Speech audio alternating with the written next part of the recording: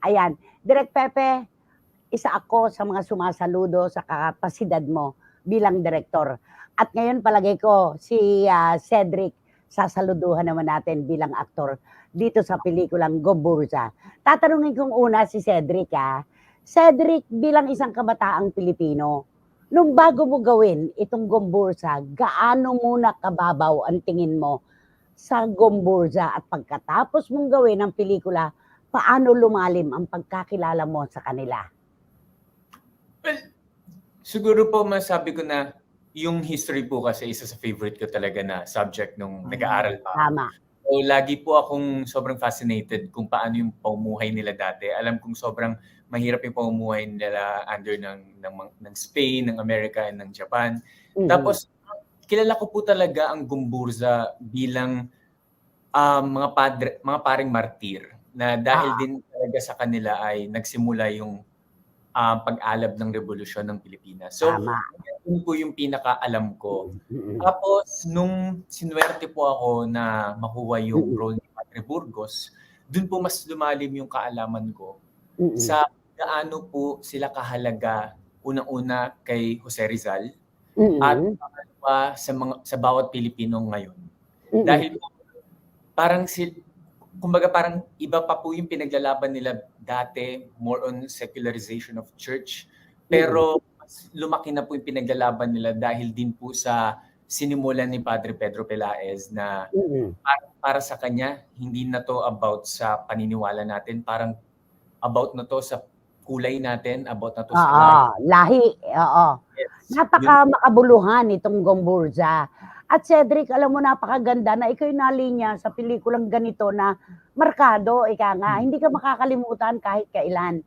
Kay Direk Pepe Jokno naman, Romel, may ibabato akong tanong. Direk, kasi ang bata mo pa. Tapos ang ginagawa mong mga pelikula, makabuluhan. Hindi katulad ng ibang mga pelikula, patwitams yung mga bida, kung ano-ano lang. Ito ba talaga nahulma na sa puso mo na ang gusto mo talagang gawing pelikula, yung hindi malilimutan ang sambayan ng Pilipino?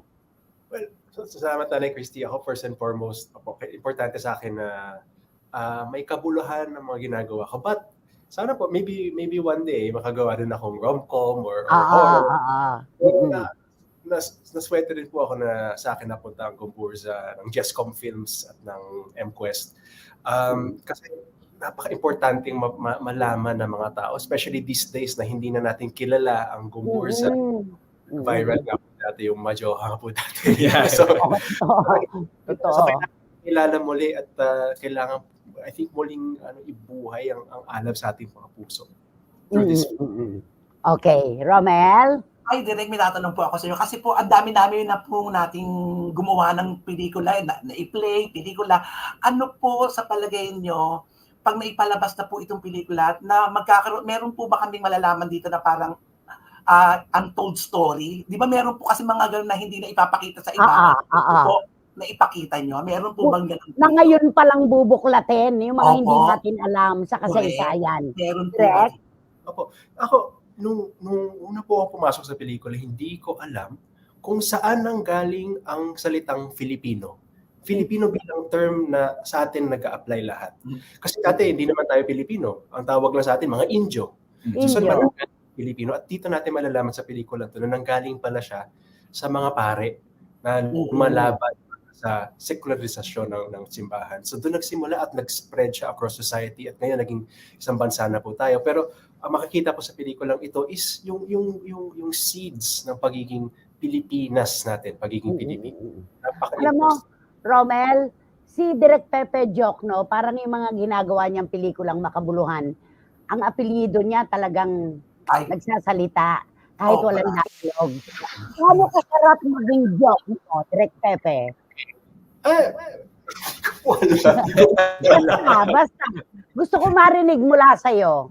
Actually po, Pepe po yung pangalan ko. After, yung lolo ko po, yung dating senador, never ko po siya na-meet. Namatay po kasi siya a few months bago ako pinanganak. Kaya ako pinangalanan after sa kanya. So I wish na na-meet ko siya dahil ang dami ko narinig ng mga kwento tungkol sa kanya. He was I heard the great man. So I wish. Medyo malungkot akong hindi ko siya nagisnan. Oo. Tapos si Rebo, ang anak kong si Revolusyon, merong mensahe para kay Cedric. Wala po akong pinalampas na episode ng Signal Entertainment produced, The Orbiters. Pakisabi po kay Wow! Cedric. Oy! Diyos ko, tagahanga mo ang aking anak. Wow, Oh, diba? The Orbiters. Actually, yun po, yun po ang unang ginawa ko na comedy na series kasama ko si Bob G. Bailey and si Victor Anastasio. Sobrang nakakatawa kasi comedy po talaga yung weakness ko. And knowing Bob G. Bailey and Victor Anastasio, mga comedians po talaga sila. So, sobrang grabe experience nun na pinapanood ko rin sila habang nagpe-perform din ako. Kasi The Orbiters. So, talagang anak ka na pala ng Signal noong paman, ano? Talagang Signal baby ka na. O, di ba? Tapos si Boycie Caragay, eto. Meron siya dito na ano to nabuhay ang kanyang pagka-Pilipino dahil sa inyo.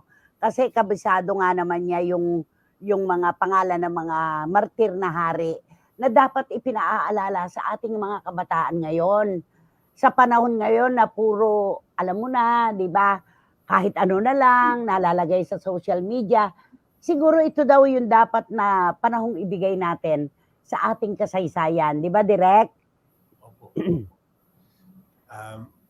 Alam ko po maraming nag-submit sa MMFF this year. 30 films daw po. And I'm forward na mapanood yung mga comedy, yung mga horror, yung mga love story, yung mga family drama. Pero we're hoping po na may space for at least isang one. Historical time. Oo. May 4 spots pang naiiwan no? Yes po. Ano ang convincing pwede nyong sabihin sa amin para mapasama ang Gomburza? Bigyan nyo kami ng dahilan bakit dapat mapasama sa 4 na spots na yan ang Gomburza. Direk Pepe. Opo, kwento po ng ating kasaysayan. Kwento po tungkol sa ating pagiging Pilipino. At ang sabi po nila, pag hindi marunong lumingon sa pinanggalingan. So I hope this will leave viewers inspired. It's siyang pelikula tungkol sa pagkakaisa natin bilang isang Pilipinas So hopefully may space for isang pelikula po na magbibigay liwanag or nabubuhayin po ang alab sa ating mga puso.